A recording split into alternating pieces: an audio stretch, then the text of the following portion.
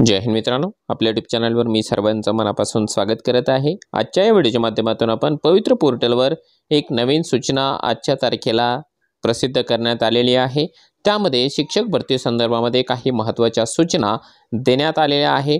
त्याविषयी आपण सविस्तर माहिती या व्हिडिओच्या माध्यमातून जाणून घेण्यासाठी प्रयत्न करणार आहोत। परंतु तत्पूर्वी आपण जर चॅनलवर नवीन असाल तर आमचे चॅनल सबस्क्राइब करा, साइडचे जे बेल आयकॉन आहे त्याला देखील प्रेस करा, जेणेकरून शिक्षक भरतीच्या संदर्भामधल्या कोणत्याही माहितीची अपडेट आपल्याकडून मिस होणार नाही। चला तर मित्रांनो, बघूया नेमकी पवित्र पोर्टलवर कोणती सूचना देण्यात आलेली आहे।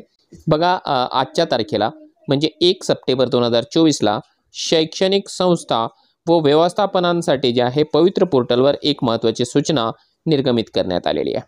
त्याचा विषय देण्यात आलेला आहे की मुलाखतीसह हा पर्याय निवडलेल्या खाजगी शैक्षणिक संस्थांच्या जाहिरातीमधील रिक्त जागांसाठी उमेदवारांच्या मुलाखत व अध्यापन कौशल्यासाठी शिफारस करण्याबाबत। आता यामध्ये त्यांनी असं सांगितलेलं आहे की TITच्या माध्यमातून जी काही मुलाखत घेतली जाणार होती खाजगी संस्थांच्या संदर्भामधली, त्या मुलाखतीची यादी 7/8/2024 रोजी प्रसिद्ध करण्यात आलेली आहे।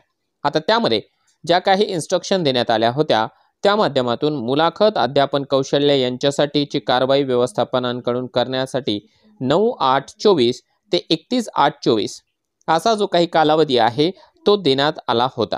आता तो कालावधी संपलेला आहे, त्यामुळे सदर मुलाखत व अध्यापन कौशल्या नंतर निवडलेल्या उमेदवारांना नियुक्ती आदेश निर्गमित करण्यापूर्वी यांनी काय करायचं आहे की निवड प्रक्रियेतील प्रशासकीय कारवाई करण्यासाठी पोर्टलवरील आवश्यक नोंदी पूर्ण करणे आवश्यक आहे। त्यासाठी शैक्षणिक संस्था व्यवस्थापन स्तरावरील मुलाखत व अध्यापन कौशल्यानंतर पोर्टलवर गुणदान, निवड, प्रतीक्षाधीन इत्यादी आवश्यक ज्या नोंदी आहेत त्या नोंदी करण्याकरिता 7 सप्टेंबर 2024 पर्यंत पोर्टलवर सुविधा उपलब्ध करून देण्यात आलेली आहे खाजगी संस्थांसाठी। म्हणजे 31 तारखेपर्यंत त्यांनी इंटरव्ह्यू घ्यायचा होता, डेमो घ्यायचा होता, आणि त्यानंतर पोर्टलवर घेतलेले जे काही डेमो आहे किंवा इंटरव्ह्यू आहे त्याची माहिती नोंदवण्यासाठी पोर्टलवर या ठिकाणी टॅब उपलब्ध करून देण्यात आलेला आहे त्या लोकांना येत्या 7 सप्टेंबरपर्यंत।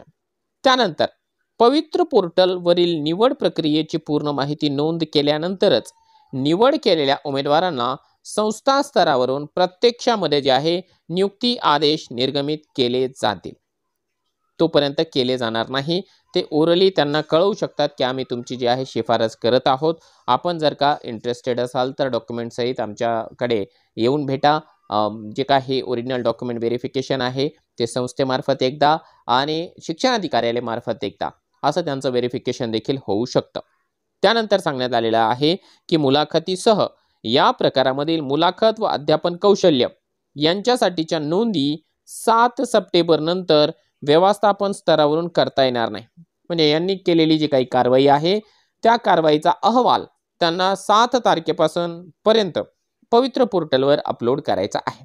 याचा अर्थ पवित्र पोर्टल मुलाखतीसह जी काही यादी आहे त्याची अंतिम निवड त्या उमेदवारांना 7 तारखेनंतर म्हणजेच 8 तारखेला आपल्याला समजून जाईल की एक्झॅक्टली कोणाकोणाची निवड झालेली आहे, आणि त्यांना त्यांचं जे जॉईनिंग लेटर आहे ते देखील मिळून जाईल। आणि एकदा जॉईनिंग लेटर मिळाल्याच्या नंतर आपल्याला काही संस्था आपल्याला कदाचित 7 दिवसांचा आणि काही संस्था 15 दिवसांचा कालावधी रुजू होण्यासाठी देऊ शकतात।